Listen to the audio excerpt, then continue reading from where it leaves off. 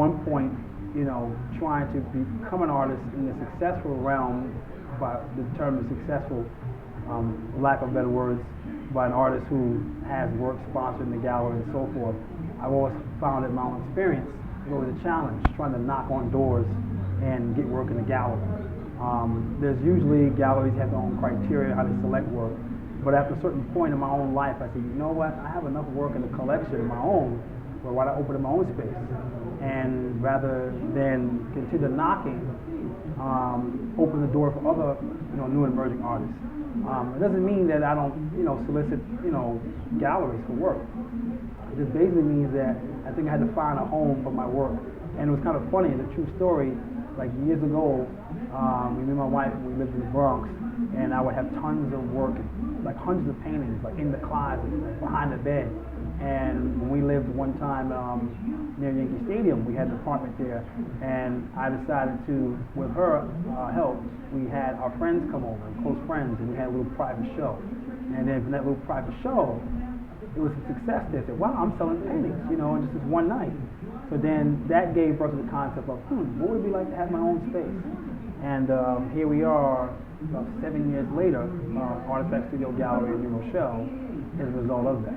Wow, beautiful, man. So let me ask you a question. Like, what do you look, with doing this, what do you look to bring as far as to other artists and, other people that are looking to get into something like this as far as maybe owning their own studio and displaying their portraits and things of that nature? Yeah, I would encourage it. I would encourage artists today, especially where things have gone viral. There's always easy access to promote yourself and self-promote. It does take a lot of work though. It's not like snap, snap, poof, and you're done. On a given day, I can spend hours and hours into work. On a weekend, Saturdays when I usually come in and the studio's open to the public, but it's also open by appointment before the 8. You can make calls, you can come in, I can give private tours or group tours. But there's a lot of work involved in this, and especially in the entrepreneurial process. This is just really a result of maybe about almost 2 years of Artizfacts Studio, having its doors open. And my wife can attest to it. It has been a lot of work between work with the kids, and then also I'm a public school teacher, and managing that, and then managing the business. There's also promoting, a space, artists yourself, and promoting your gallery, and there's, advertising. It's a whole lot to deal with. It's not just sitting behind the brush, but you also let people know you're out there.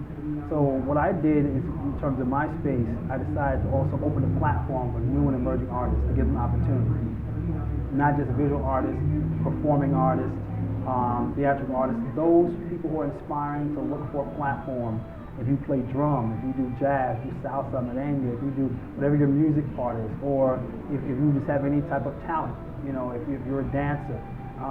Artifact Studio Gallery, when I had part of my vision, was to open up a platform to give people an opportunity to show their talent to the public.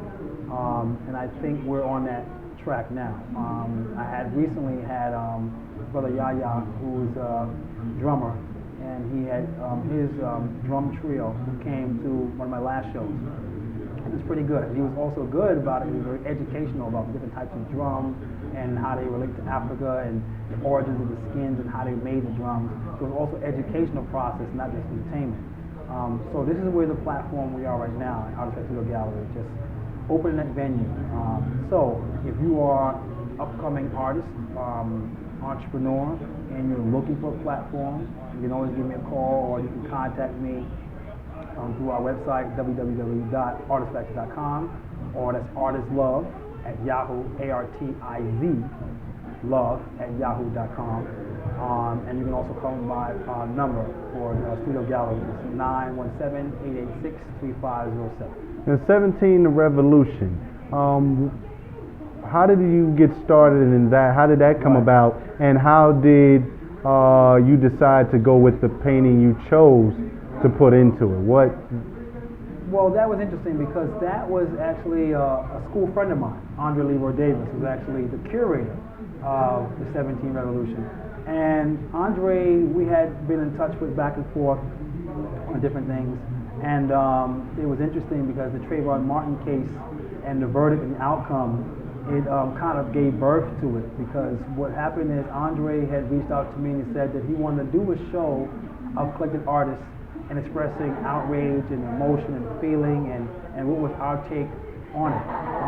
And it really wasn't a show that was really doing 17 Trayvon Martin paintings, but just what was our own personal reflection.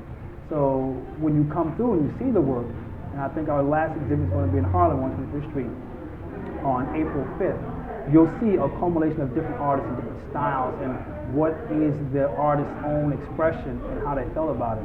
Now, Andre, he approached me last year in October, and he wanted to put the idea together. And I told him, whatever you want to do, I support you. I have the space, because at that time, he was looking for galleries who would also host and support the concept.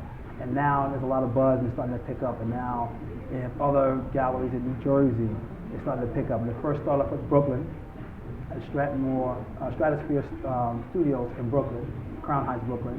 And then now here's our second stop, at New Rochelle Artifact Studio Gallery. And now we go to the State Office Building in Harlem, 125th Street, at their gallery. So it's a lot of momentum, it's picking up. A lot of artists are now responding. It's a lot of positive, a lot of feedback. And I think it's also a good thing where it's also saying to the community, in our own outrage, in a positive way, this is what we're saying about the case.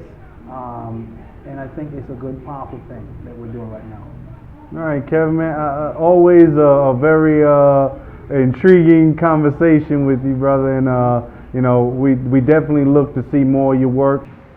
A recent series I did was a series called the Tribal Sister Series. It was dedicated to women, the women of the Pan-African diaspora throughout the world, maybe from Africa to the Caribbean, Latin America.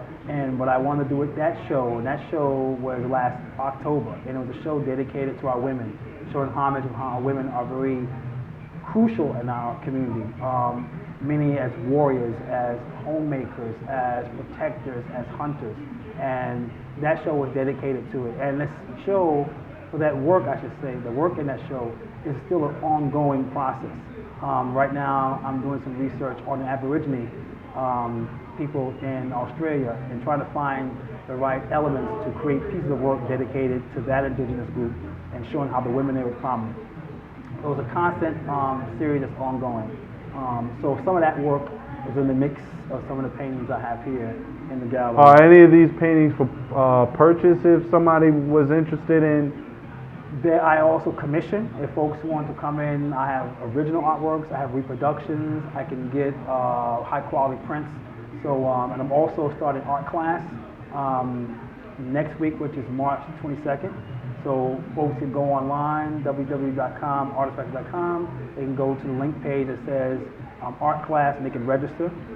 And I make the prices affordable because my thing is that's one of my ways of trying to give back to the community, and the prices are very competitive. So that's where we are in terms of the studio gallery. And I'm still constantly on the mix to try to do new things. One of the new series I'm working on is going to be collage, 3D collages.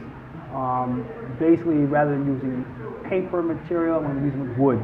So it's going to be more sculpturous. And I have this idea in my head. It's up there. So I have to do the first prototype to have it come out before the public sees it. All right. Thank you again, Kevin, man. Appreciate it. And we'll be looking forward to more of your work. And also with 17, Visualize the Revolution. Thank you.